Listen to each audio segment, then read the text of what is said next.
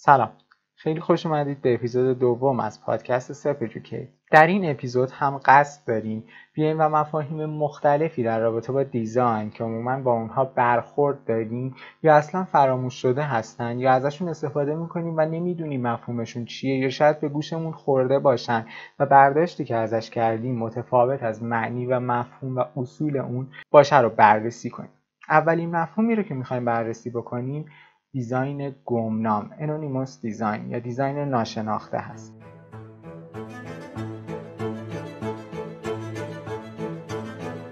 واژه گمنام خودش در لغت میتونه دارای بار منفی باشه، یعنی چیزی ناشناخته است یا به رسمیت شناخته نشده است.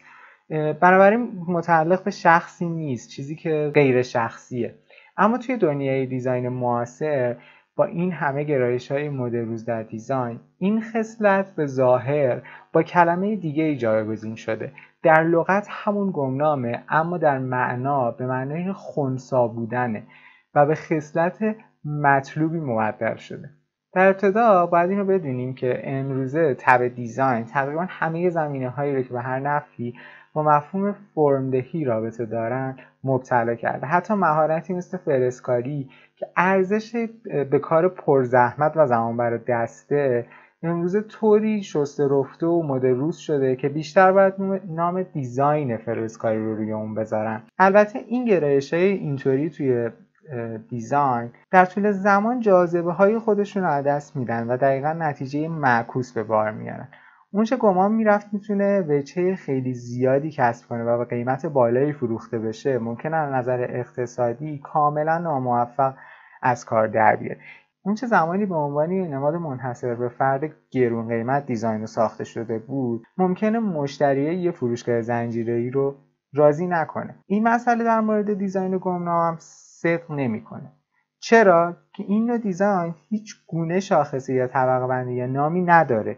دیزاین گمنام صرفا دلالت بر این داره که دیزاینر یا به عبارتی مؤلف ناشناخته یا فراموش شده است. از این مطلب دو معنا رو میتونیم استنباط کنیم. اول اینکه این نوع دیزاین محصول کنش عامدانه‌ای به نام دیزاین کردنه و فرم بیرونی چنین ابزار، وسیله یا مبلمانی تصادفی نیست، بلکه نتیجه منحصر به فرد معیارهای یک شخص خاص دیزاینر، اما ما اون رو نمیشناسیم. دومی که شخصی که اون رو دیزاین کرده ناشناخته است یا به رسمیت شناخته نمیشه، بدین معنیه که عمر این دیزاین اونقدر طولانی هستش که به فرمی استاندارد مبدل شده و در این فرآیند نام خالق اون به فراموشی سپرده شده. با توجه به این نکته می‌بینیم که عنوان گمنام یا نامشخص و معمولاً برای اشیایی به کار می‌بردن که در طول سده‌ها در فرهنگ‌های مختلف تحول یافتن و کم و بیش وابسته به منابع موجود در همون فرهنگ‌ها هستند. یعنی ابزارها و وسایل روزمره‌ای که ارزش عملی مشخص و دستورالعمل‌های کارکردی کاملاً مشخص شده‌ای دارند. منابع پیدایی این اشیا تنها محدود به شرایط طبیعی هر فرهنگ یا مهارت‌های سنتی یا هر منطقه نیست، بلکه مواد و فنون و مهارت فرهنگ صنعتی در سطح جهانی نیز اشیایی با دیزاین گمنام تولید می‌کنند. به این معنیه که تنها اشیا و وسایل دستسازی مثل ظروف سفالی شیشه‌ای، سنگی، چوبی، فلزی نیستن که اشیای دیزاین شده محسوب بشن. دیزاینر اونها گمنامن، بلکه تولیدات صنعتی مثل دربازکن، درپوش فلزی بطری، قوطی کنسرو و وسایل ابتدایی روزمره که هیچ وقت به اونها به مثابه اشیای دیزاین شده نگاه نمی‌کنیم، در واقع زمانی به دست شخص خاصی دیزاین شدن. این گونه اشیا هیچگاه نام مؤلف رو بر خودشون ندارن، اما مصرف همیشگی اونها خود دلالت بر این داره که از بالاترین درجات ارزش مبتنی بر دیزاین برخوردارن. یعنی این حقیقت به اشیای استاندارد مبدل شدن که ما این نوع دیزاین رو به عبارتی دیگه دیزاین مؤلف یا دیزاین برند هم میدونیم که با یک چیزی میتونن یک برندسازی انجام بدن و اون رو برای سالها ماندگار کنن بدون اینکه اولین شرکتی که اون رو تولید کرده وجود داشته باشه. مفهوم بعدی که میخوایم مورد بررسی قرار بدیم ریتوریک یا سخنوری یا میتونیم اینطوری هم معناش بکنیم: فصاحت و بلاغت یا قدرت نطق و بیان.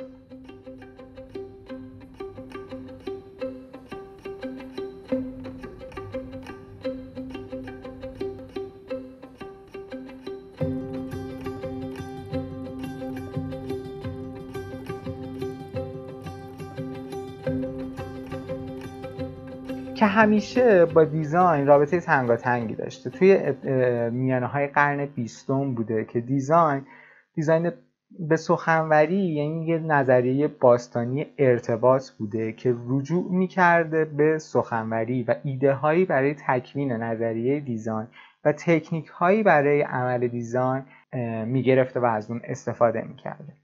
از دوران باستان سخنوری نامی بوده که برای هنر خوب سخن گفتن. کوینتیلیان میگه هنر ارتباط کلامی و بی‌عیب و نقص و اقناع کننده است. تا پایان قرن 18 سخنوری یکی از ارکان اصلی آموزش رو توی اروپا تشکیل میداده، به ویژه برای دانش‌پژوهان رشته‌های فرهنگ و علوم انسانی. واژگان در طول تاریخ 2500 ساله خود تنها وسیله مورد استفاده برای سخنوری نبودند. معیارهای سخنوری برای تصاویر، ساختمان‌ها و قطعات موسیقی هم استفاده می‌شده. نظریه سخنوری اساساً چند رشته‌ایه. سخنوری حاصل ارتباط میان رشته‌ای زیر رشته‌هاییه که برای مثال به تأثیر زبان بدن، موضوعات مربوط به نحوه ارائه مطلب و چگونگی تحریک عاطفی شنوندگان میپردازه. موضوعاتی که همه اینها امروزه بسیار حائز اهمیته. سخنوری هنوز هم به عنوان حوزه‌ای از دانش که رشته‌های گوناگون مختلف رو در بر میگیره جایگاه خودش رو حفظ کرده و جنبه نظریه میتونه به حوزه‌های دیگه هم منتقل بشه. بر همین اساسه که دیزاین از الگوی سخنوری پیروی میکنه. برای مثال در قرن 18 توی نظریه سخنوری یک گسستگی ایجاد شد که در آغاز باعث کاهش یافتن اهمیت این رشته شد، اما در میانه قرن 20 علاقه به نظریات سخنوری و در دنیای انگلیسی زبان‌ها صحبت از نوع جدیدی از سخنوری بود که با بازگشت علاقه به موضوعات این رشته کهن همراه شد. هر دو حرکتی که از اون یاد کردیم بود بنیادهای کهن این رشته، به ویژه همونطور که ارسطو، سیسرو و کوینتیلیان بیان کردن اشاره میکنن و اونا رو به رسانه‌های امروزی تعمیم میدن. به این ترتیب پیشرفت‌های تاریخی زمینه رو برای انتقال نظریه سخنوری به دیزاین آماده میکنن.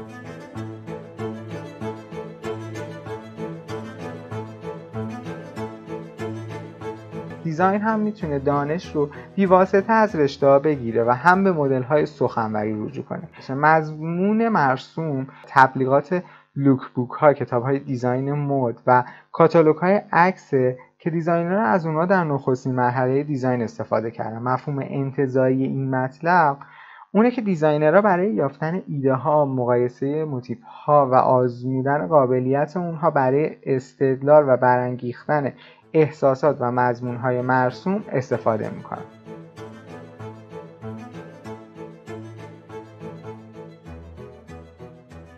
استفاده از چیزی به عنوان مثال حالا مضمون مرسوم به معنای زمینه‌مند کردن اون توی حوزه تبلیغاته که اینجا برای دیزاین پیام‌های تبلیغاتی در رسانه‌های چاپی و هم توی فیلم میتوان از دانش سخنورانه درباره استفاده کارآمد از مضامین مرسوم برای متقاعد کردن گیرنده پیام استفاده کرد که مثالش دقیقاً میشه همین پیام‌های بازرگانی که می‌بینیم. تریلریه که از فیلمی اومده و میتونه توی 1 دقیقه با صحبت کردن درباره اون فیلم، مونولوگ گفتنایی، دیالوگ هایی ما رو متقاعد کنه اون فیلم آیا جذاب، ژانرش چیه، میتونه ژانر وحشت باشه، میتونه هنر و موسیقی باشه، میتونه طنز باشه، کمدی باشه و ما رو به چه سمت و سویی ببره، یا میتونه مستند باشه یا بیوگرافی و موارد دیگه باشه. رویکرد سخنورانه با یه ارتباط کوچیک چند دقیقه‌ای با سخنوری دیزاین رو میتونه توجیه کنه و باعث گسترش دانش مربوط به اون دیزاین و طراحی و اون نظریه هایی که پشتش بوده باشه و اونها رو انتقال بده به مخاطب. پس به همین دلیله که این نوع از دیزاین حالاها قابل استفاده است و از گذشته هم زمانی که بشر فهمید که میتونه از این استفاده بکنه اون رو توی خودش قرار داد و نوعی ارتباط و دیسیپلین برای خودش، برای محصولش و برای دیزاینی که طراحی شده بود از این تکنیک استفاده کرد تا بتونه اون رو خیلی راحت برای مخاطب توجیه کنه.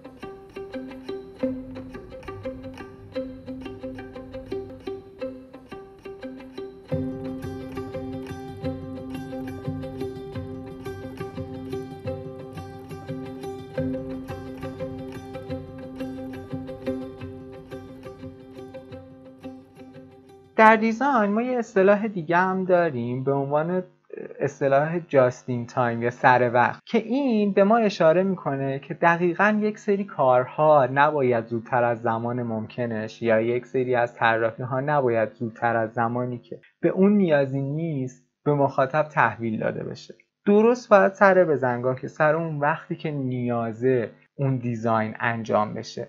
یه جوری شناخت از جامعه است که این واژه خودش سرگذشت جالبی داره و یه روش استراتژیکی بوده که توی سال 1950 تولید کننده ژاپنی اتومبیل که الان پرفروش‌ترین ماشینای دنیا رو تولید میکنه تویوتا معرفیش کرده و تو زمان و فضای لازم برای انبار کردن مواد یا قطعات یدکی مورد نیاز توی فرآیند تولیدش رو به حداقل برسونه. تو این روش تحویل قطعات درست در زمانی که به اونها نیاز بود موجب بهینه‌سازی فرآیندهای عملیاتی و هدر رفتن نیروی کار انسانی شد. این روش امروزه یک استراتژی لوجستیکی بین بخش‌های تولیدی شناخته میشه که میتونه بخش اعظم مسئولیت اطمینان از تولید همواره، تولیدی که کمترین اتلاف نیرو رو داشته باشه، توی کارخونه محل تولید بر عهده تامین کنندگان قطعات بذاره. و بعد از وارد شدن اون به دیزاین ها رفت به سمتی که باید در زمان درست و مناسب خودش طراحی و به مخاطب نشون داده میشد که نمونه هاش هم ما میتونیم توی تبلیغاتی ببینیم که رشته‌ای هستن یا ما هیچ وقت حالا ندیدیم یک اختراعی بیاد یا یک تولیدی که قرار دنیا رو متحول کنه بیاد و به یک باره آخرین چیزی که برای ارائه داره رو به ما نشون بده. همیشه مرحله به مرحله از 4-5 ماه قبلش بلکه 1 سال قبلش بسته به محصول یا اون فرایند یا دیزاینی که قراره باشه میاد و به گوش ما میرسونه. کارهایی که قراره انجام بده یا اون قابلیت هایی که قرار محصول یا یک فرایندی داشته باشه و اونها رو به مرور به ما معرفی میکنه. و در آخر مفهومی که مورد بررسی قرار میدیم یه مفهومیه که شاید برای ما آشنا باشه، مفهوم بنچمارکینگ یا اون مفهوم محک زنی که برای بازار مناسبه. اصطلاح محک زنی یعنی مقایسه محصول، فرایند یا برنامه خاص با یکدیگر محصولات، فرآیندها یا برنامه‌های موفق توی همون زمینه، برآورد همه نقاط ضعف و ایجاد استراتژی یا اقداماتی برای بهبود کارایی، تولید، عمل، واکنش مصرف کننده، رقابتگرایی و چیزهای دیگر رو میتونه شامل شه. به عبارت دیگه هدف از محک زنی پیدا کردن و به کار بردن بهترین شیوه ها در یک شرکت یا سازمانه که این اصطلاح اغلب در زمینه فناوری اطلاعات یا همون آیتی و مدیریت کسب و کار یا هوش تجاری از اونها استفاده میشه. اما همه چیز از برنامه‌های کامپیوتری تا فرم‌های دولتی رو میتونه محک بزنه. صرف نظر از اینکه چه چیز قراره ارزش گذاری بشه، اصول محک زنی فرقی نمیکنه. یک اصول کلی داره که تقریبا شامل 5 تا شاخصه. شاخص مقایسه، برآورد ضعف‌ها، ایجاد روش‌هایی برای بهسازی، اجرای استراتژی‌ها و ارزیابی دوباره است. اطلاعاتی که از طریق محک زنی یا بنچمارکینگ به دست میان میتونه به دیزاینر کمک کنه دیزاین یک محصول رو به طور محسوسی بهتر یا با درک بهتر از توان بازار، استراتژی‌ها و خدمات نوینش رو به طور خلاقانه‌ای به کار بگیره. یا به عبارت دیگه مدیریت دیزاین رو با کسب اطلاعاتی در رابطه با بازار بهتر و بهینه‌تر کنه.